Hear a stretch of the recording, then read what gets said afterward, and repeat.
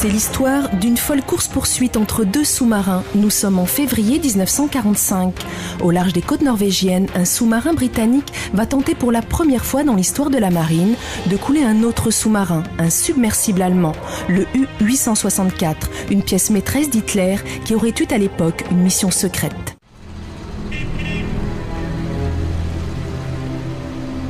« 4 décembre 1944. Une livraison mortelle à un rendez-vous secret.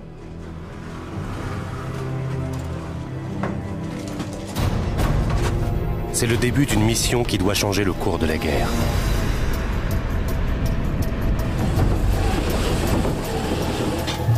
L'opération César va marquer le début d'une confrontation sous-marine unique. Un duel à mort entre deux submersibles. I have control of the submarine. Action stations. Look for target. Herr Kapitän! Torpedo-Laufgeräusch. Quer Steuerbord. C'est une question de qui fait la première erreur et le perdant. Fire one. Hart Backbord. Auf 40 Meter gehen.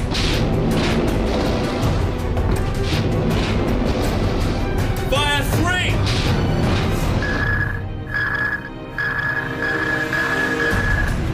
Aujourd'hui, une épave cassée pourrait contenir des indices vitaux pour le dénouement de cette bataille d'esprit. C'est là le côté tragique de la chose. Vous savez qu'il y a un nombre significatif de personnes à l'intérieur de ce cercueil de métal.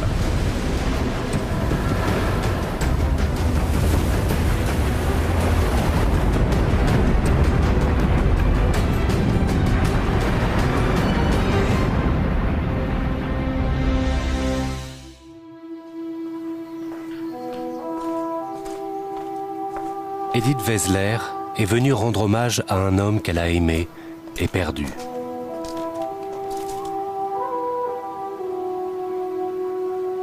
Cela fait plus de 60 ans qu'elle a vu le visage de son fiancé pour la dernière fois.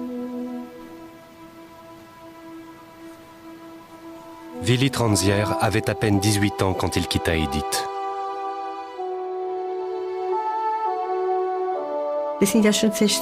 Tout ça s'est passé il y a 60 ans. Et le fait que je puisse encore m'en souvenir prouve que nous nous aimions vraiment. Ça fait encore mal, mais je suis pleine de gratitude que nous ayons eu quelques années ensemble. Sinon, il n'y aurait rien eu de la vie. Au moins, pendant ces quelques années, il a connu le vrai bonheur et vécu notre amour.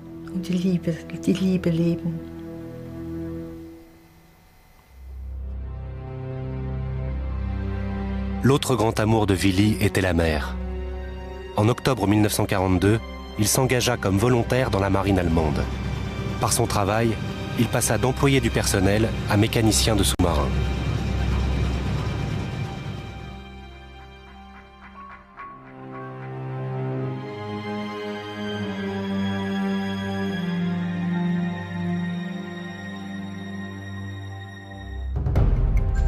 En décembre 1944, les vents de la guerre s'étaient retournés contre Hitler et l'Allemagne.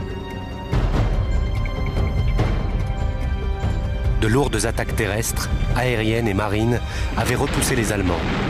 Ils étaient pressés de toutes parts.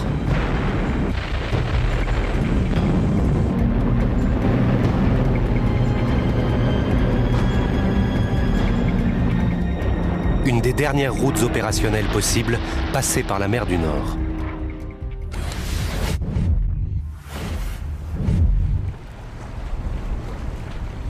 C'est depuis Kiel que l'U-864 se prépara à échapper à l'étau des Alliés. L'expérience de l'officier en charge, le capitaine Ralph Reimar Wolfram, était limitée. La vie était courte pour les sous-mariniers. Dans la 5e année de guerre, la marine allemande commençait à manquer de vétérans.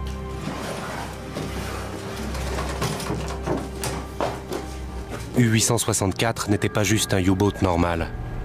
Le navire de classe 9D2 était très grand, pratiquement 90 mètres de long, et capable d'atteindre 20 nœuds. Il avait été rempli d'une cargaison secrète.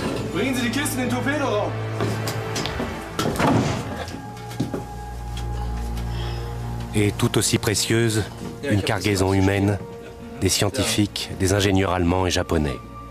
Ils étaient le dernier espoir d'Hitler pour changer l'issue de la guerre. Les ordres de Wolfram étaient clairs. À n'importe quel prix, ces hommes et leur cargaison devaient atteindre les sites de production du Japon. Au petit matin, le 5 décembre 1944, Captain Wolfram mit cap au large.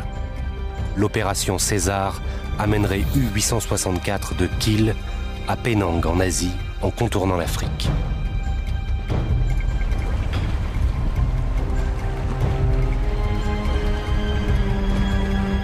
Les hommes à bord savaient que cela serait un périple dangereux. Ils s'étaient préparés pour un voyage qui durerait de nombreux mois. Alles in Ordnung? Ein wenig Glück könnten wir schon gebrauchen.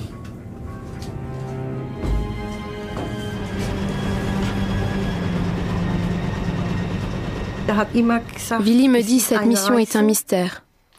Personne ne sait où cela va nous mener, ni comment cela va finir. Traverser les eaux du Nord était devenu une tâche risquée. Les Alliés avaient la maîtrise des mers. Les meutes de loups, autrefois victorieuses, devenaient des proies faciles. La Royal Air Force et la Royal Navy étaient constamment à la recherche de U-boats.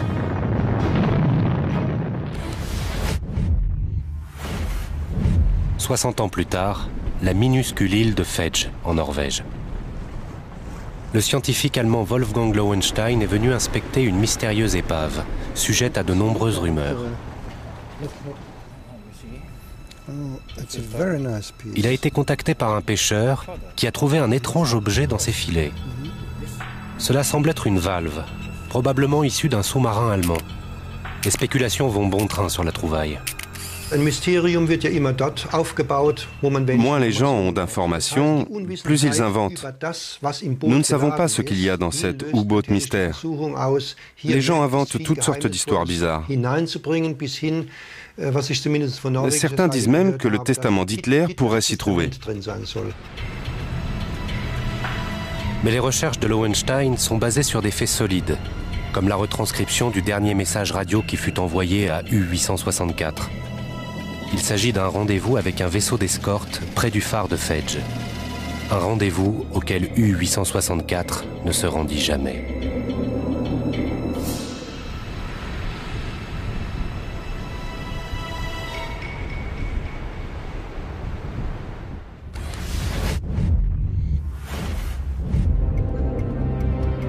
Près d'une semaine après le début de sa mission, U-864 rampait le long de la côte sud de la Norvège. Il naviguait submergé à la lumière du jour. Le danger de se faire repérer était immense. De temps en temps, Captain Wolfram se risquait à sortir le périscope. Aucun contact ne furent consignés.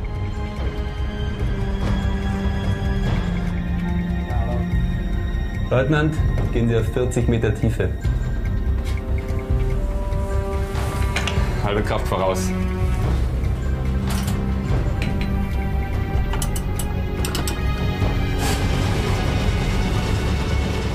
Les registres ne signalent aucun problème pour l'opération César. Mais le 9 décembre...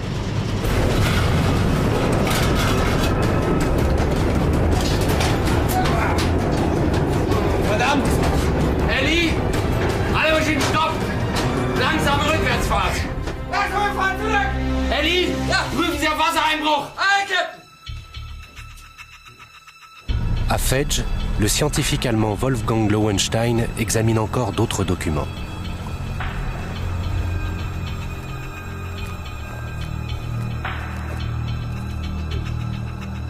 Les archives ont fourni des détails qui étaient auparavant perdus sur la cargaison secrète de l'opération César.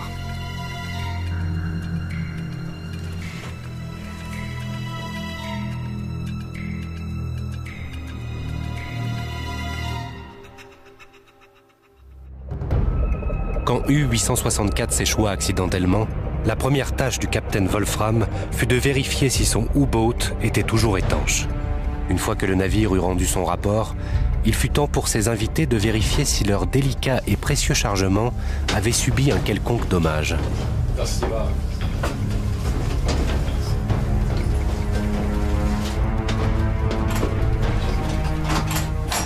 Dans les caisses, emballé de paille, le trophée. Des moteurs pour le premier chasseur à réaction développé avec succès par Junkers, BMW et Messerschmitt.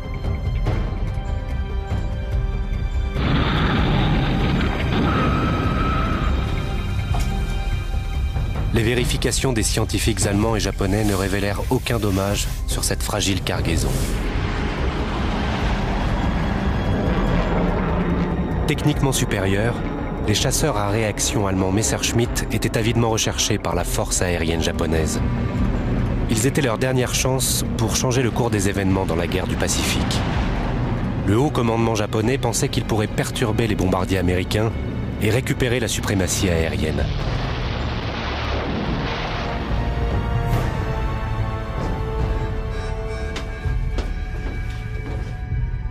Le transport des avions Messerschmitt était top secret. Mais comme les recherches de Herr Lowenstein l'ont montré, peu de choses échappèrent aux Britanniques sur cette mission.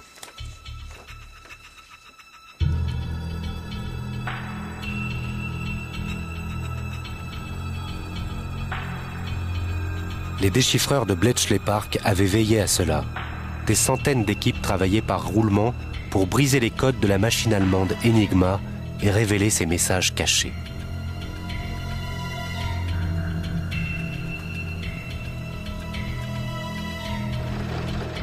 Les machines britanniques Ultra décryptèrent presque entièrement le trafic radio et plus spécialement les communications des U-boats.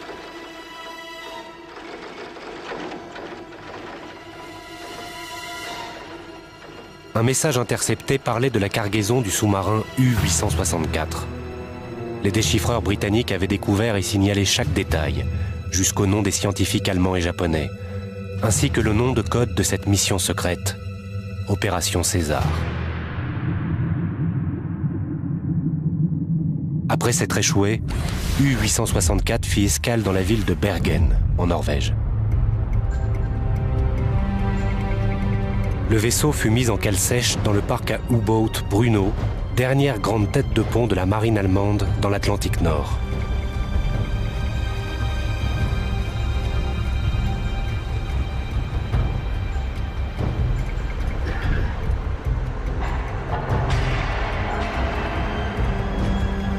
Cette escale à Bergen n'était pas sur l'itinéraire original du sous-marin U-864. Profitant de ce congé inattendu, l'équipage fut autorisé à débarquer. Captain Wolfram et ses invités visitèrent le mess des officiers des quartiers généraux de la marine de Bergen. Le capitaine, ses officiers et ses invités notèrent tous leur visite dans le livre d'or du mess. Wolfram y écrivit la devise de tous les capitaines de navires U-boat, cœur d'or, horizon clair. À propos du fait qu'il se soit échoué, il écrivit « Nous avons encore eu de la chance ». Cette chance prit fin à peine quelques heures plus tard. Les bombardiers britanniques Lancaster lancèrent un grand raid aérien sur Bergen. Leur cible, le parc à U-boat Bruno. Une énorme bombe Taliboy frappa les murs de béton renforcés du bunker numéro 3. À l'intérieur se trouvait U-864. L'équipage du sous-marin dut prolonger le séjour à Bergen pour les réparations.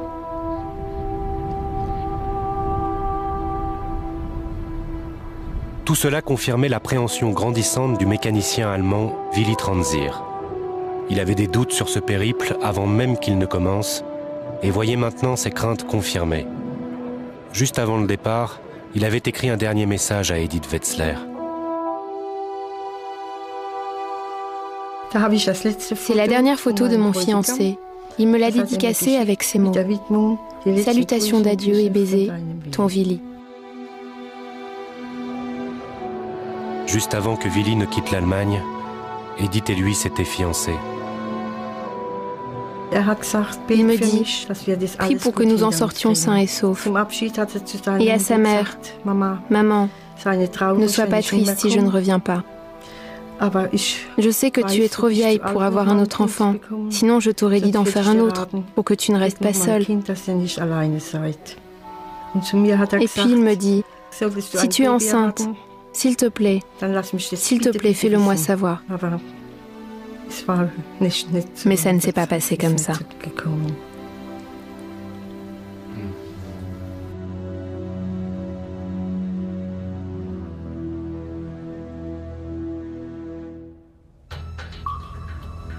les messages radios interceptés étaient retransmis à la base sous-marine de l'Airwick, dans les îles Shetland, la base de départ pour les sous-marins du type HMS Venturer.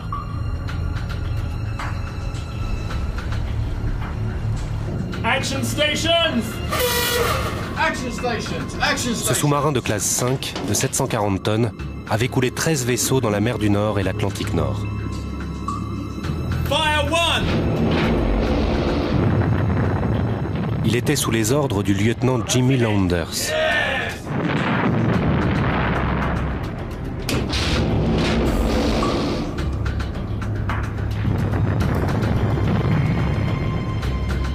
John Watson était officier de navigation à bord du HMS Venturer. Nous savions que nous étions dans une arme de guerre, une arme que nous savions très efficace, superbement construite, et que notre objectif était de faire le boulot et de revenir vivant. Le lieutenant Jimmy Landers, âgé de 25 ans, était une star montante parmi les commandants de sous-marins de la Royal Navy. Target range 2500 yards. Le matelot qualifié Harry Plummer, torpilleur, a aussi de bons souvenirs de son capitaine.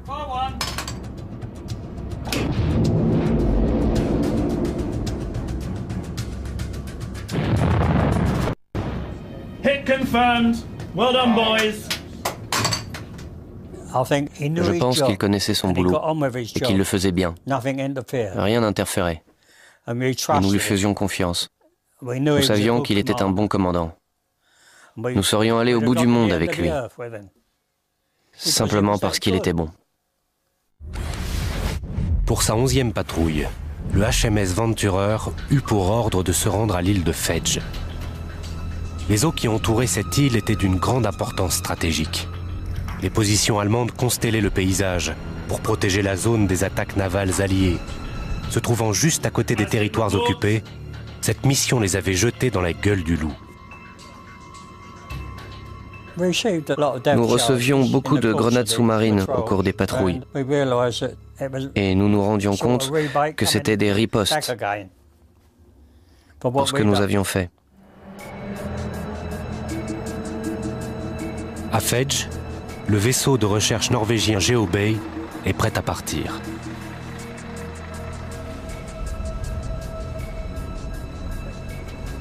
À bord, Wolfgang Lowenstein et le docteur Eric Grove, l'éminent historien naval britannique.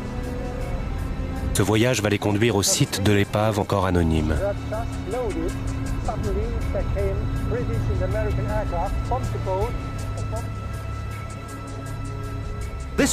Ceci est la principale voie vers le large quand on venait de la base d'U-Boot de Bergen là-bas. Et donc si les U-Boats allemands voulaient bouger et être opérationnels, ils devaient se déplacer à travers ces eaux ici. Et donc si vous vouliez l'interdire, si vous vouliez stopper les manœuvres, alors c'était ici et juste là-bas que vous deviez concentrer vos forces anti-sous-marines. Pendant 3 jours, le Venturer se tenait au large des côtes norvégiennes, mais sans aucun contact. Le 5 février, Landers recevit un message envoyé par l'amirauté.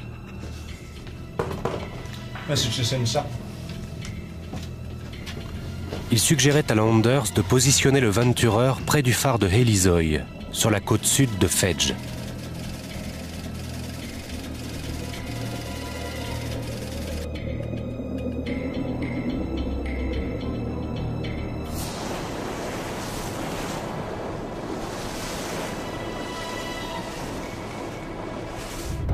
U-864 avait finalement relancé l'opération César et se mit en route pour continuer son voyage hors de Bergen. Sa sortie vers le large le ferait passer à proximité de l'île de Fedge. Les moteurs nouvellement réparés ne présentaient pas de problème.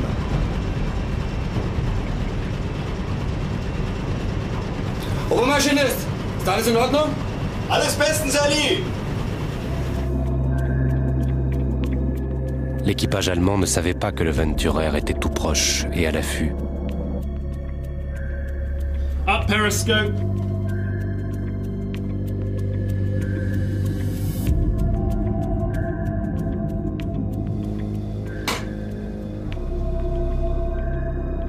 Landers faisait un usage prudent de son périscope. Mais comment détecter la présence d'un U-boat ? Le 6 février, U-864 passe ce point critique sans être détecté et continue son chemin vers le nord.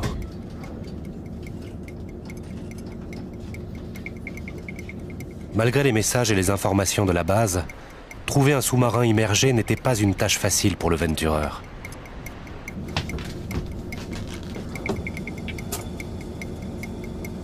Par le biais d'ondes soniques, il était possible de localiser d'autres navires. Mais le bruit de cet ASDIC pouvait également révéler leur propre position. Pour éviter d'alerter les Allemands, Landers décida de ne pas utiliser les ondes soniques ASDIC, mais de simplement surveiller au casque les sons de propulseurs lointains. «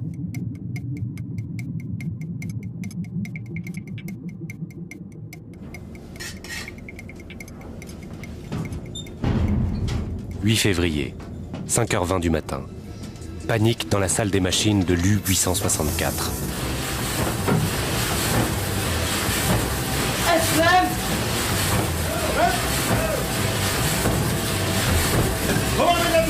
Willy et ses camarades mécaniciens sont appelés pour essayer de réparer les dommages.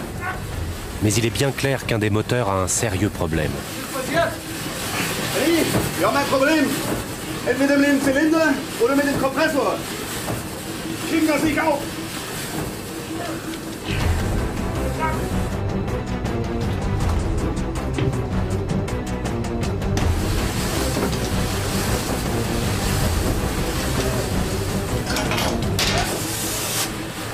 Hey! Kapitän! Der Steuerbordsucher! Er ist ausgefallen! Wir können den hier nicht mehr reparieren! Kommandant an alle. Wir kehren sofort nach Bergen zurück, um Schäden zu reparieren.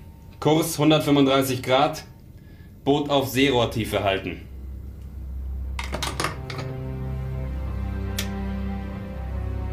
Après avoir envoyé la mauvaise nouvelle par radio aux quartiers généraux, Wolfram reçoit une réponse immédiatement. Kapitän, eine Nachricht. 1WO? Ja, Herr Kapitän. Die Eskorte erwartet uns am 10. Februar 4 Uhr morgens in Helisoy.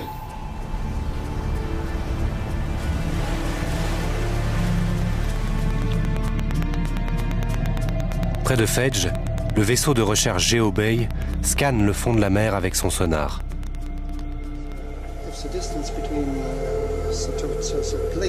Les premières images apparaissent sur le moniteur de la salle de contrôle. Deux morceaux d'un sous-marin reposent l'un à côté de l'autre. And each part went its own way. Absolutely. Yes. And I can't understand at the moment that we shall find the bow in a distance to the aft of about 40 meters. It's a long way away, and a long way. It's been turned round, hasn't yes, it? You can yes, see yes, it's been turned round. Yes. Yes. Les images révèlent qu'un des deux morceaux de la coque est coincé verticalement dans la vase, 150 mètres en dessous de la surface de l'eau glacée.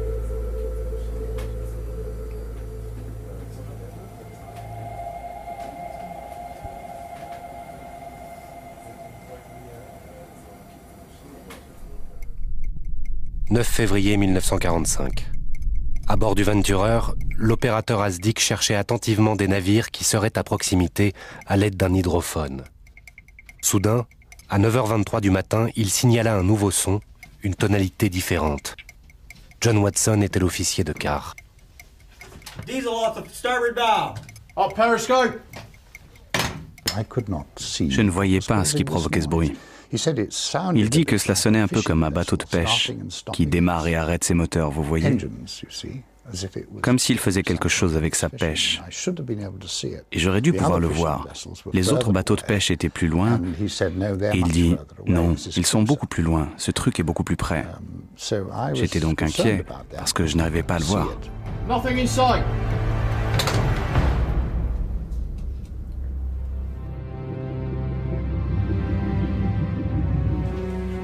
Sur le chemin du retour vers Helisoy, le capitaine Wolfram s'inquiétait du bruit du moteur.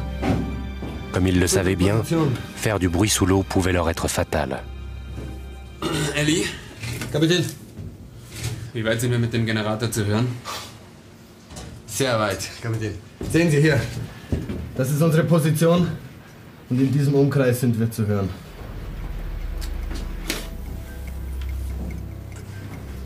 Une fois encore, Wolfram voulait vérifier qu'il n'y avait pas d'ennemis et surtout si son escorte était là.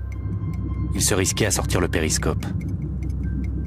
Le quart de John Watson se terminait à 10 h du matin. Lost contact, sir. Son remplaçant était le premier lieutenant Andy Chalmers. What's going on? Pursuing noise to the north, seeing every other Aztec contact. This one definitely suspicious. Very good, I have the watch.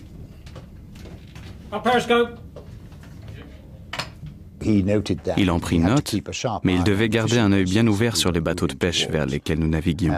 Et il gardait également un bon œil sur la position d'où le bruit provenait.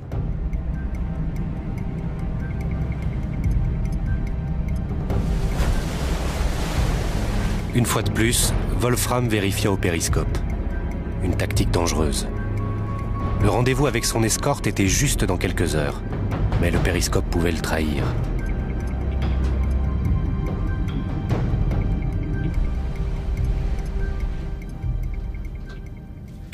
Nothing in sight. Aztec report. Regain contact. Green 10. Possible diesel engine. Le bruit a commencé à s'amplifier quand il était de quart et commença à avancer devant nous. Up periscope. Look for the target. Brièvement, Chalmers vit un mât au loin. Mast in sight, bearing 340. Captain to the control room. Captain to the control room. Mast in sight, sir. Range 4,000 yards. I have control of the submarine. Action stations. Action stations, action stations, action stations. Aztec report. Contact. Possible diesel engine.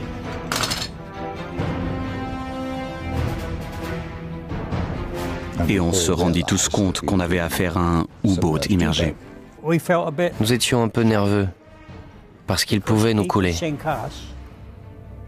autant que nous pouvions le couler. La chasse était maintenant ouverte pour U-864 et sa cargaison secrète destinée au Japon.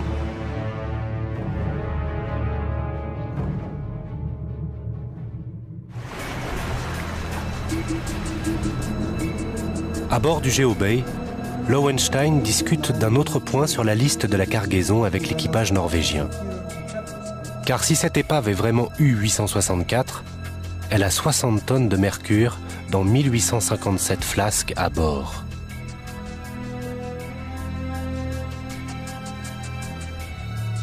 Une bombe à retardement écologique. Le véritable motif de cette mission de recherche pour l'équipe norvégienne. Je pense qu'il est important que quelque chose soit fait aussi vite que possible. Je pense que le vrai problème est qu'ici, nous avons une tombe de guerre sous nous. Mais en même temps, c'est une tombe de guerre qui pourrait se venger. Geobay possède d'abord le Nec Plus Ultra des outils de recherche. Il est équipé d'un énorme véhicule télécommandé, ou ROV. Ces caméras embarquées aideront à résoudre l'énigme de l'identité des épaves.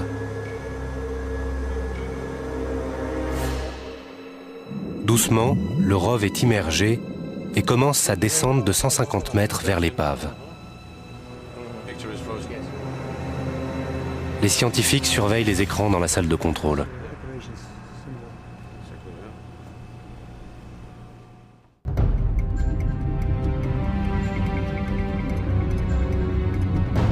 Le bruit des moteurs du submersible U-864 pouvait compromettre sa discrétion.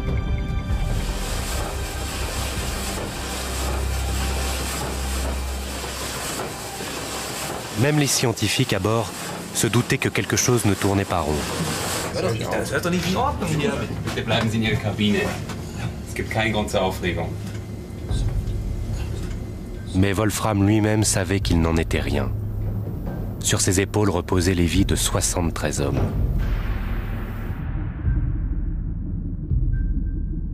Pendant ce temps, Watson et Landers suivaient chacun des mouvements du navire inconnu. La chasse était ouverte et ce n'était clairement pas la proie habituelle. C'était incroyable, parce qu'en temps normal, nous prenions les postes de combat et le combat se finissait en quelques minutes. Mais là, nous avons été appelés au poste de combat et nous n'avons engagé l'offensive que 3/4 d'heure plus tard.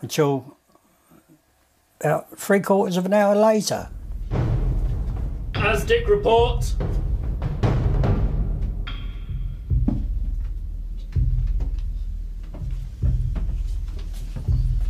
Altering course.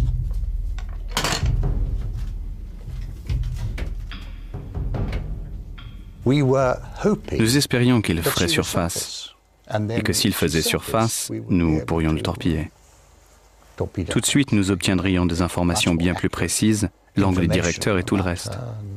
Mais il n'y avait aucun indice qu'il veuille refaire surface.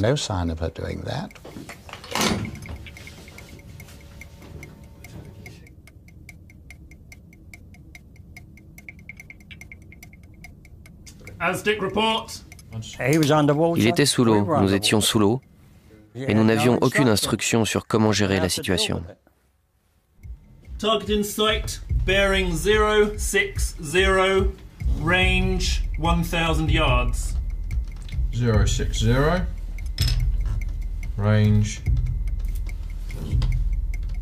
1000 yards. Starboard 15, steer 140.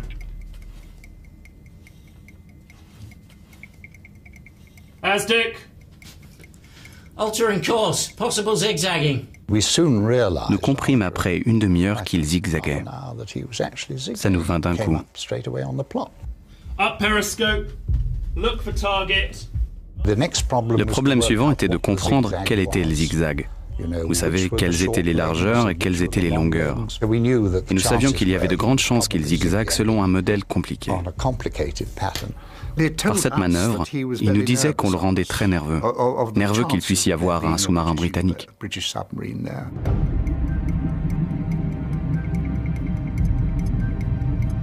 Se déplacer en ligne droite ramènerait Wolfram à Bergen plus vite, mais cela rendrait sa route plus prévisible.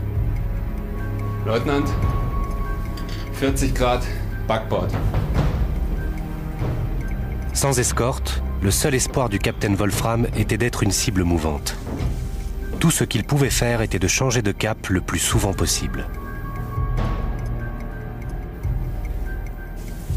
Mais chacune des manœuvres périscopiques de Wolfram donnait des informations plus précises à Landers sur la trajectoire du U-boat. One mast sighted, bearing 091. Si nous voyions un bout de son périscope, pas son antenne radio, mais son périscope, il avait une chance de nous voir. Donc il y a ce risque. Il voulait sortir les torpilles au cas où il sortirait les leurs. L'HMS Venturer traquait U-864 en silence depuis plus de 2 heures maintenant. Avec seulement 4 tubes lance-torpilles contre les 6 du sous-marin allemand, son seul avantage était qu'U-864 ne savait peut-être pas qu'il avait de la compagnie. Une fois détecté, le chasseur pourrait très rapidement devenir le chassé. À chaque fois qu'il tournait, quand il s'éloignait, si vous voulez, il y avait un peu de tension dans la salle de contrôle, parce que c'était une position idéale pour qu'il nous tire dessus. Landers se mit au travail. À travers une combinaison d'estimation de distance, de trajectoire, fondée sur l'oreille entraînée de l'opérateur ASDIC et sur des vues périscopiques intermittentes, il calcula le parcours du U-boat allemand.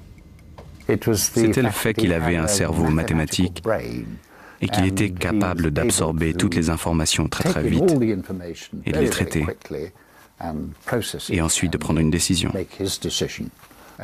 Et c'était évident, en étant à la table avec lui, que son esprit marchait sans arrêt, pensant aux problèmes de l'attaque et à ce qu'il ferait.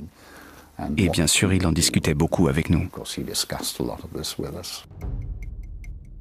Jamais aucun U-boat immergé n'avait été torpillé. C'était pourtant exactement ce que Landers avait en tête. Le problème, c'est qu'il était obligé de tirer à l'aveugle. Sa solution était d'essayer de prédire quel serait le prochain mouvement du sous-marin allemand.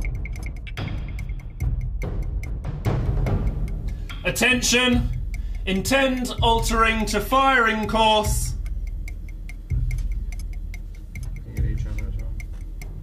Port 15, steer 097. Une fois qu'il avait décidé qu'il se sentait confiant sur ce que l'autre ferait ensuite, alors nous nous sommes écartés pour attaquer. Si ses calculs et ses estimations étaient bonnes, la torpille de Landers coulerait l'U-boat. S'il ratait, Wolfram aurait alors 22 torpilles à sa disposition. Four ends closed up at action stations. Stand by. 1, 2, 3 and 4 tubes. Open bow.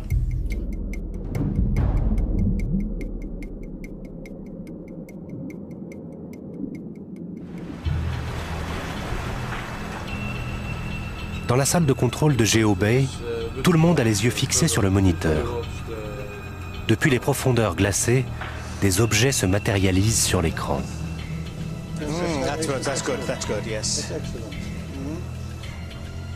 Petit à petit, on distingue la silhouette d'un sous-marin.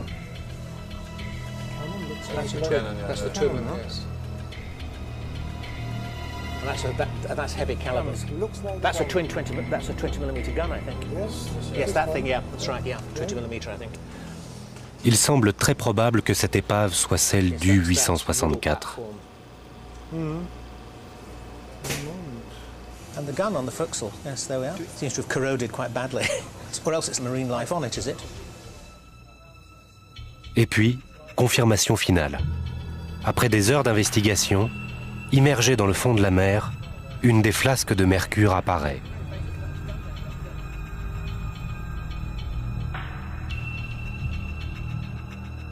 Elle est ramenée à la surface avec précaution. Les scientifiques prennent aussi des échantillons d'eau de mer et des sédiments sous et autour de l'épave.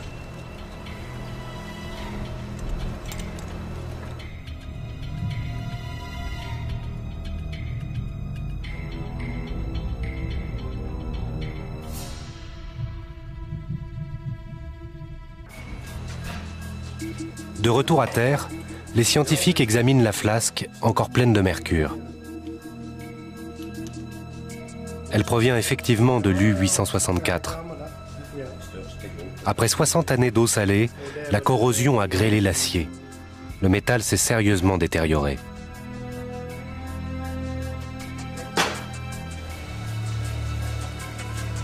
Les échantillons d'eau et de sédiments sont alarmants.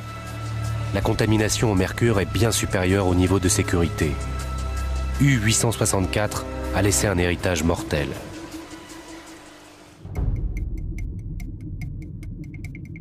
À bord du Venturer, Jimmy Landers a placé le navire en position d'attaque. Il est 12h12, le 5 février 1945. 1 and 2 tube barrel caps open.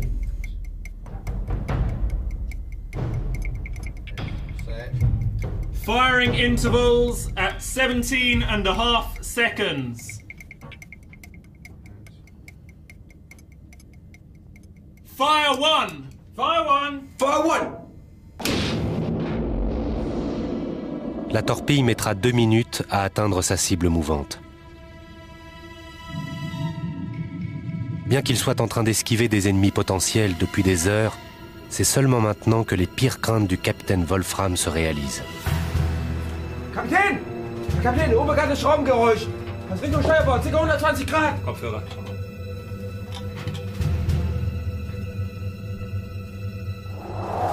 Mais alors que la torpille se rapproche, une deuxième est en train d'arriver. Fire 2! Fire 2! Fire 2! Pas le temps de penser. Une seule solution, l'évitement d'urgence. Alarm! Alarm! Tauchen! Vorn und achtern hart unten!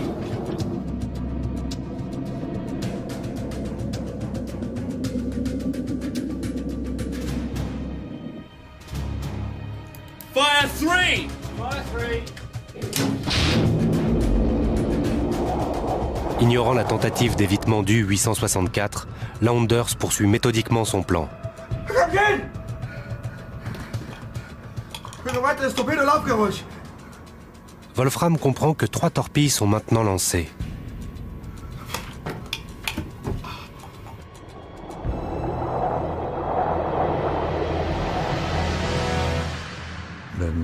Les torpilles de marque A2 Star étaient très bruyantes. Nous savions qu'ils s'éloigneraient dès que nous aurions tiré.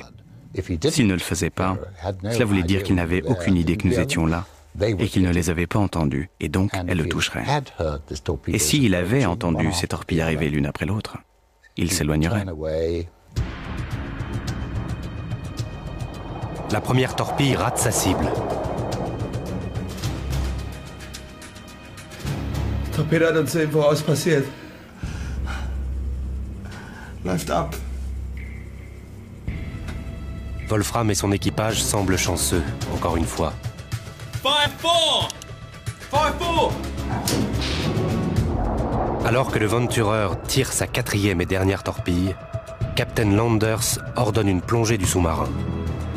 Il est temps pour lui de faire sa propre manœuvre d'esquive, ne sachant pas si son attaque a réussi à détruire l'ennemi. –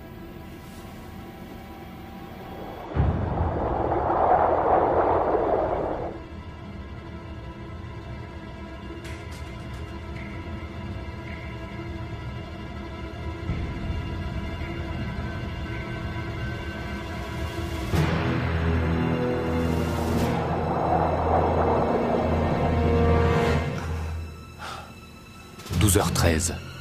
L'Asdic du 864 entend soudain la quatrième torpille arriver.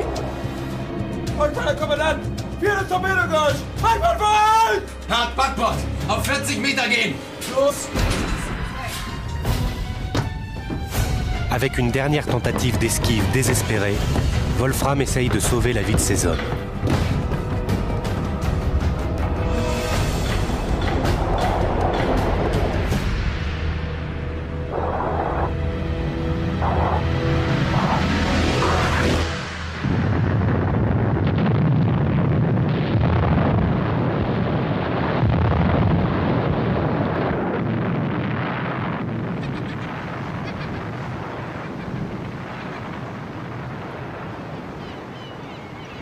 À l'époque, âgé de 12 ans, Christopher Carlson était le seul témoin oculaire de l'incident.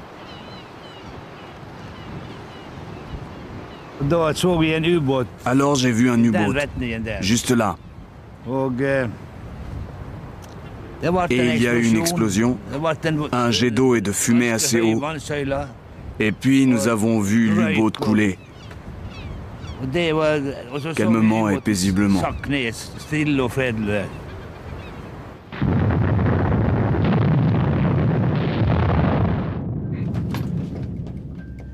À 12h14 et 30 secondes, Landers écrivait dans son registre « Forte et nette explosion suivie de bruit de casse ». Essayez d'imaginer une boîte d'allumettes qu'on écrase d'une main et qui craque. Imaginez ce craquement. C'est le son que fait un autre vaisseau qui coule. Il se casse. That's a hit!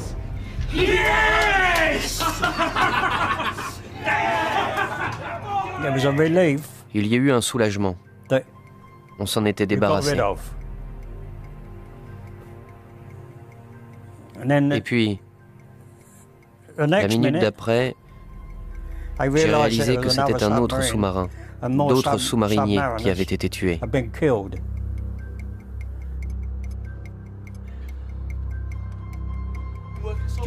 Les sous-mariniers se reconnaissent entre eux et s'apprécient d'où qu'ils viennent. Il y a du respect. On est tous dans le même bateau. On a vite compris qu'il n'y avait pas de quoi jubiler. En une minute, ils étaient partis.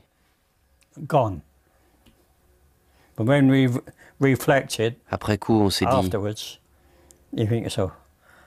pauvre bougre.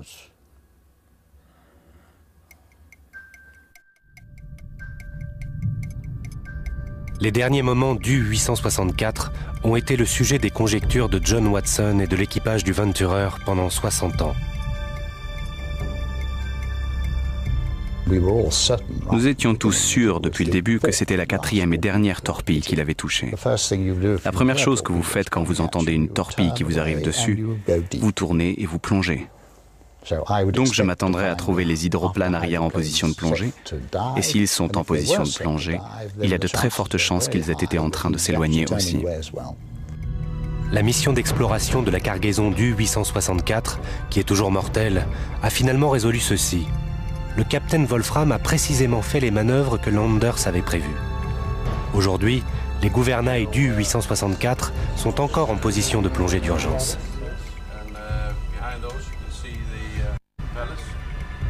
Wolfram a barré droit sur la 4e torpille du Venturer.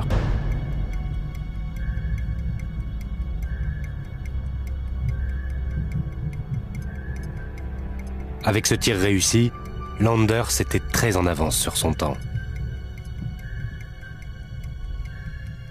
Ce qu'il y a de très impressionnant, je pense, c'est qu'il a utilisé des moyens technologiques d'une nouvelle manière. Il a juste utilisé son sonar pour écouter le sous-marin. Il a utilisé une combinaison de sonar et d'observation visuelle pour traquer un sous-marin. Il a fait preuve d'une énorme patience et il a réellement inventé le genre de technique de guerre anti-sous-marine qu'on utiliserait dans la période d'après-guerre. Après cette rencontre, le Venturer rentra à la base dans les Shetland. Sa 11e patrouille fut un succès retentissant. Well done, men. Thank you, sir. Gentlemen, the King. The King. La crainte de voir U-864 et sa cargaison d'avions à réaction atteindre le Japon était désormais dissipée. Jimmy Landers fut appelé à Buckingham Palace pour recevoir l'épingle de l'ordre du service distingué. Il est mort en 1988. John Watson fut cité dans les ordres. Après la fin de la Seconde Guerre mondiale, il quitta la Royal Navy et fit carrière comme géologue pour l'industrie du pétrole. Le torpilleur Harry Plummer fut lui aussi cité dans les ordres. Aujourd'hui, il vit près de Londres. Les restes du sous-marin U-864 sont un des plus grands désastres écologiques de la mer du Nord. Le sol est contaminé, la pêche est maintenant interdite. Le gouvernement norvégien cherche à savoir comment faire pour sceller le lieu du naufrage de façon hermétique.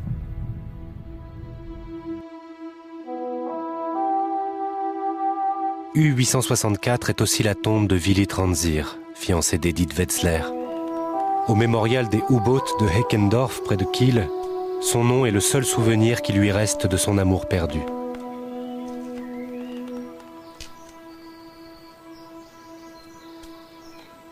La nuit, quand je vais me coucher, je prends sa photo et je la mets près de mon oreiller. Et je rêve en espérant qu'il repose en paix.